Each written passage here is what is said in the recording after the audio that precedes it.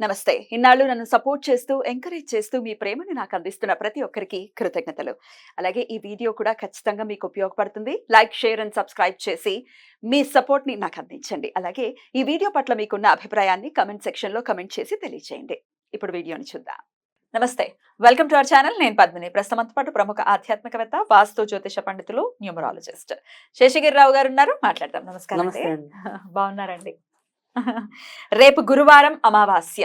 అవును. షష్టగ్రహ కూటమితో కూడినటువంటి అమావాస్య. అలాగే మరింత విశేషంగా చెప్పుకోవాల్సినటువంటి రోజు శని జయంతి రేపు. రైట్. శని భగవానుడు ఆవిర్భవించినటువంటి రోజుగా కూడా చూస్తారు ఈ వైశాఖ అమావాస్యని. మరి ఈ అమావాస్యని ఎలా వినియోగించుకోవచ్చండి? చాలా చక్కగా అందరూ చేసుకునే విధంగా సులభంగా ఏం రెమెడీస్ చేసుకోవచ్చు అనేది చాలా బ్యూటిఫుల్ గా ఎక్స్ప్లెయిన్ చేస్తూ ఉంటారు. మరి రేపు ఎట్లాంటి ఇబ్బందుల నుంచి అధిగమించడం కోసం ఏం రెమెడీస్ చేసుకోవచ్చు? తప్పకుండా. మెయిన్ ఏంటంటే ఈ నెలలో మనం ప్రధానంగా ఇప్పుడు ఇచ్చే ఏదైనా సరే ఈ శని జయంతిని పురస్కరించుకుని. సో మనకి మెయిన్ ఆరోగ్య సమస్యల మీద ఇవ్వటం అనేది. తర్వాత రెండోది ఏంటంటే ఇక్కడ ఇప్పుడే మనకి ఇందాక మీరు చెప్పారు మనకి షష్టగ్రహాల కూటమి అనేది ఒకటి. తర్వాత వచ్చేప్పటికి ఏంటంటే ఈ జ్యేష్ఠ మాసం మీద అంతా కూడా మనకి ముఖ్యంగా ఈ వైశాఖ అమావాస్య నుంచి జ్యేష్ఠ అమావాస్య దాకా కూడా ఎక్కువ శని యొక్క ప్రభావమే ఎక్కువ ఉండటం అనేది ఉంటుంది. సో అందుకని ఇక్కడ ఏంటంటే పైకి ఇదే కాలం అనేది ఏదైతే జ్యేష్ఠ మాసం ఉందో అది మనకి ఏంటంటే ఈ వర్షాకాలానికి ముందు అంటే సంధికాలం అంటాం. అంటే వేసవికాలం చివర వర్షాకాలం మొదల. సో ఇక్కడ మనుషులకి రకరకాలైన అనారోగ్య సమస్యలు వచ్చే అవకాశం ఉంది. తర్వాత సామాజికంగా కూడా కొంతవరకు కొన్ని విపత్కర పరిస్థితులు ఏర్పడే సూచనలు కూడా ఉంటాయి. ముఖ్యంగా రాబోయే 1-2 నెలల్లో కొద్దిగా ఇబ్బందులు ఎక్కువ ఎదుర్కోవాల్సిన అవసరం ఉంటుంది. సో ఇక్కడ మనం వ్యక్తిగత విషయానికి వచ్చేప్పటికి ఏంటంటే ఏదైనా సరే ఈ ఆరోగ్య విషయాలకు వచ్చేప్పటికి ఏంటంటే ముఖ్యంగా ఎముకలు, కీళ్ళు, నరాలకి సంబంధించిన సమస్యలు. తర్వాత రెండోది వచ్చేప్పటికి ఏంటంటే దంతాలకి, పళ్ళకి సంబంధించిన సమస్యలు. ఇవన్నీ కూడా శనికి సంబంధించిన అనారోగ్యాలు. కనుక వీటిలో ఏదో రకమైన అనారోగ్యం మనకు ఎక్కువ తగిలే ప్రమాదం ఎక్కువ ఉంది. తర్వాత రెండోది వచ్చేప్పటికి ఏంటంటే ఇక్కడ ఇదే రేపు ఇంకొక నెలలోకి వచ్చేప్పటికి ఏంటంటే కొద్దిగా ఈ యాక్సిడెంట్లు ఇలాంటివి కూడా అయ్యే అవకాశాలు ఎక్కువ ఉంటాయి. అంటే అపమృత్యు భయాలు. సో ఒక మనిషికి ఆయుర్దాయాన్ని ఇవ్వాలన్నా, ఆయువు తీయాలన్నా, పొయ్యాలన్నా కూడా పూర్తిగా శని యొక్క నియంత్రణలో ఉంటుంది. సో మనకి ఏదైనా సరే ఒక మరణాన్ని చూసినప్పుడైతే కనుక ఖచ్చితంగా అక్కడ సూక్ష్మ దశల్లోనైనా సరే, అంతర్దశల్లోనైనా సరే ఎంతో కొంత శని ప్రభావం మటుకు ఖచ్చితంగా ఉండి ఉంటుంది. సో కనుక శని దీనికి పూర్తి న్యాయాధిపతి. సో అందుకని శనిని మనం ఇప్పుడు ఆయన యొక్క అనుగ్రహం కోసం మనం చూడాల్సిన అవసరం ఎంతైనా ఉంటుంది. కాబట్టి ఇక్కడ నేను ఖచ్చితంగా శనికి సంబంధించిన రెమెడీనే చెప్పడం అనేది జరుగుతుంది. అయితే రేపు మనం శని అమావాస్య అని ఇందాక చెప్పుకున్నాం. అంటే శని అమావాస్య అంటే శనివారం వచ్చిందని కాదు, శని జయంతి కాబట్టి శని అమావాస్య అంటాం మామూలుగా అయితే. కానీ ఈ అమావాస్య అనేది సరే రేపు ఒకవేళ చేసుకోలేకపోతే ఇందాక చెప్పని ఈ జ్యేష్ఠ మాసం అంతా కూడా శని యొక్క ఆధిపత్యంలోనే ఉండటం అనేది. తర్వాత రెండోది ఏంటంటే జ్యేష్ఠాదేవి అంటాము. సో అందుకని ఇక్కడ మధ్యలో మీరు పౌర్ణమి నాడు విష్ణువుని పూజించవలసిన అవసరం ఉంటుంది. ఎందుకంటే జ్యేష్ఠాదేవికి మరి విష్ణువే ఆయన ఓదార్చి మనకి ఏంటంటే రావి చెట్టు మొదల్లో కూర్చోపెడతాడు ఆయన. సో అవన్నీ తర్వాత వేరే కథ అనుకోండి. బట్ కానీ ఇక్కడ ఏంటంటే మెయిన్ విష్ణువుని ఆరాధించడం అనేది కూడా తప్పనిసరి. తర్వాత వైశాఖ మన జ్యేష్ఠ పౌర్ణమి నాడు.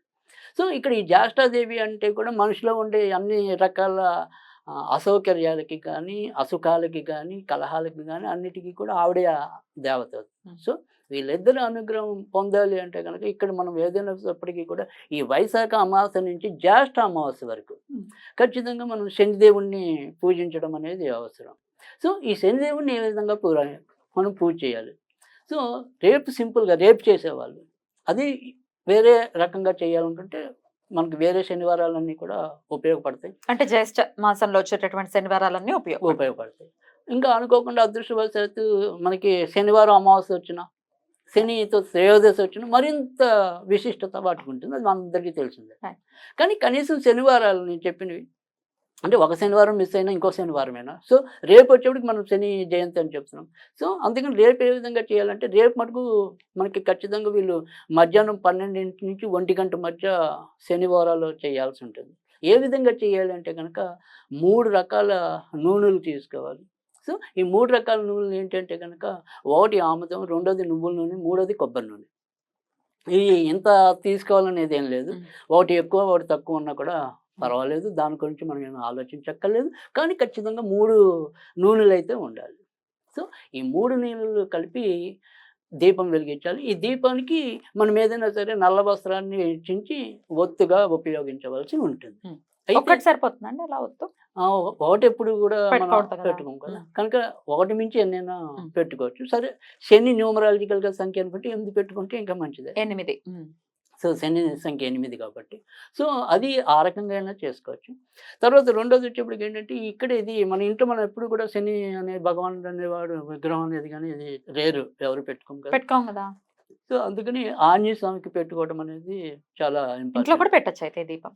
రైట్. ఉమ్. సో ఎందుకంటే ముఖ్యంగా 12, 1 గంట మధ్య తెలిసే దేవాలయాలు చాలా తక్కువ ఉంటాయి. ఉమ్.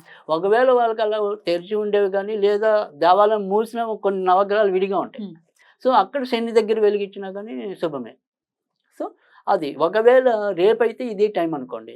కానీ అదే వీళ్ళు వృత్తి రోజుల్లో చేయాలి అనుకుంటే కనుక ఇదే రకమైన ప్రొసీజర్. ఎప్పుడైనా సరే శని తామస దేవత కాబట్టి ప్రదోష కాలంలో అర్చిస్తే కనుక చాలా చక్కటి ఫలితాలు ఉండడం అనేది ఉంటుంది. అందుకే శనివారం ఉదయం పూట కన్నా కూడా శనివారం సాయంకాలాల్లో కనుక ఇదే రకమైన క్రియ చేసినట్టయితే కనుక ఖచ్చితంగా వాళ్ళకు ఉండే ఇబ్బందుల నుంచి తొలగించడానికి అయితే అవకాశం ఉంటుంది.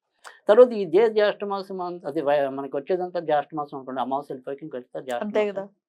ఈ జ్యేష్ఠ మాసం అంతా కూడా శనినే కాకుండా సాధ్యమైనంత వరకు కూడా ధూమవతి దేవిని, ఆంజనేయుడిని ఉమ్. వీళ్ళ ముగ్గురిని కూడా పూజించడం అనేది ఇందులో మనకి ధూమవతి అనేది ఓం ధూమ్ అనేది ఒకటి, తర్వాత ఓం ధూమ్ ధూమవతి అపాదోద్ధారణాయ స్వాహ అనేది ఒకటి, ఓం ధూమ్ ధూమ్ ధూమవతి స్వాహ అనేది ఒకటి. ఈ 3 కూడా ఆవిడకి సంబంధించిన మంత్రాలు. వీటిలో ఏది జపించినా పర్వాలేదు. ఉమ్. సరే, ఇక మామూలుగా వచ్చేప్పటికి ఏంటంటే మనం ఎప్పుడు లాగానే ఒక స్విచ్ వర్డ్ అనేది చెప్తూ ఉంటాం. సో ఇక్కడ శనికి వచ్చేప్పటికి ఏంటంటే అది బ్లూ సఫైర్. ఆయన స్టోనే. రైట్. సో ఈ బ్లూ సఫైర్ అనేది ఏంటంటే దాని స్విచ్ వర్డ్ అనేది కూడా కనీసం 19 అనేది ఉండాలి. ఇంకా ఈ ఆయన స్టోన్ ఇంద్రనీలం మటుకు అది మటుకు ఎవరు పడితే వాళ్ళు మనకి పెట్టుకోకూడదా. శని నెత్తిన కూర్చున్నాడని కానీ శనితో ఇబ్బందులు ఉన్నాయని అనుకుంటే కనుక అది పెట్టుకుంటే ఇబ్బంది అవటం అనేది ఉంటుంది. ఇబ్బంది ఉంటేనే పెట్టేసుకోవడం అనేది చూస్తూ ఉంటాం కాదా. కాదు అంటే ఇక్కడ అదే నేను అంటే మీకు తెలుసు నేను చాలా ఏళ్ళు ఒక రత్నాల సంస్థలో పనిచేసి పనిచేశారు. ఉన్నాను చెప్పి. సో ఇక్కడ ఖచ్చితంగా రత్నాల విషయంలో మాత్రం నాకు చాలా ఎక్కువ అనుభవం అనేది ఉంటుందని కూడా మీ అందరికీ అంటే డెఫినెట్లీ ఉంటుంది. సో అది ఆ రకంగా చూసినప్పుడు ఏంటంటే ఇక్కడ రత్నశాస్త్రం గురించి కనుక చేస్తే అంటే జ్యోతిష్యం ప్రకారం అనేది వేరు, ఈ రత్నాలు అనేది ఏ విధంగా పనిచేస్తాయి అనేది వేరు. సో ఈ రత్నాలు అనేది ఏంటంటే జనరల్గా ఏంటంటే చాలా మంది అభిప్రాయం ఏముంటుందంటే కనుక ఈ స్టోన్ పెట్టుకుంటే ఆ గ్రహం మన జోలికి రాడు అనుకుంటున్నారు వీళ్ళు.